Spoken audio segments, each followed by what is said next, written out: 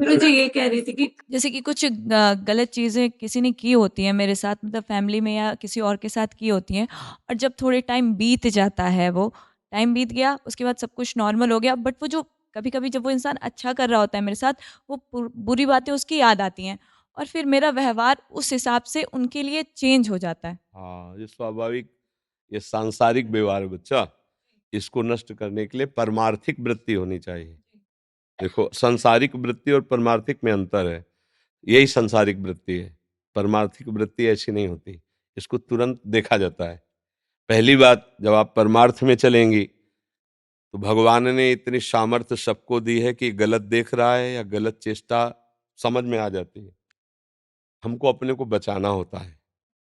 उसको भी बचाना होता है। हमें कहीं भी ऐसा अवसर नहीं देना कि सामने वाला गलत चेष्टा कर सके और हम अपने को बचा ना पावें। इतना अंतराय नहीं रखना। पहली ही दृष्टि में, ये कोई नहीं कह सकता कि मुझे पता नहीं था। पहली ही दृष्टि में भगवान आपको बता देते हैं कि गलत देख रहा है, गलत। वैसे भी बच्चों को भी सिखाया जाता है, बैड टच, नहीं क्या कहते हैं? गलत छूना, गलत देखना। अब अगर परमार्थ में हम चल रहे, अचानक कोई ऐसा जो हमारे विचार से अलग है, फिर हमें विचार करना है कि हमारे भगवान, कोई हमारा ऐसा संस्कार है, कोई ऐसे हमारे पूर्व की प्रारब्ध की घटना है जिसके कारण ये हमें अशोभनीय या जलन वाली या दंडनीय ये क्रिया भोगनी पड़ी। परमार्थ का चिंतन। अब हम इसका कभी संग नहीं करेंगे, इससे मिलेंगे नहीं, पर इसकी निंदा भी नहीं करेंगे, क्योंकि ये ही हमारे किसी कर्म का परिहार हुआ है। अगर हम विचार करके फिर उस पर कदम रखते हैं तो ये क्रियमाण है।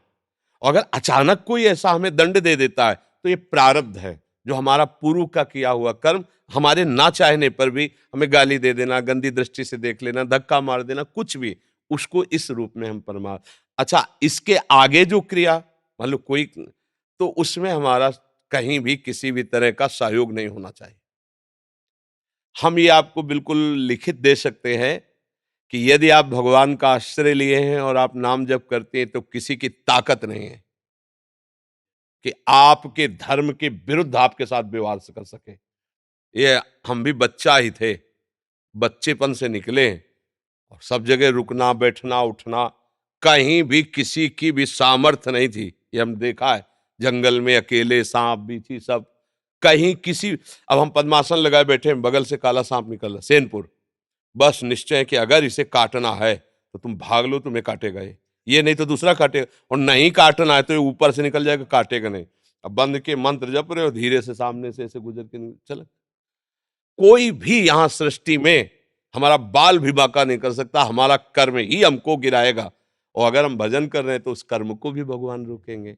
बच्चा, घृणा, नफरत, द्वेष, ये हमें सदैव क्लेश ही देंगे। इनका त्याग करना चाहिए, भगवान का आश्रय लेना चाहिए। भगवान ही बचा सकते हैं, वही हमारी बुद्धि को शुद्ध कर सकते हैं।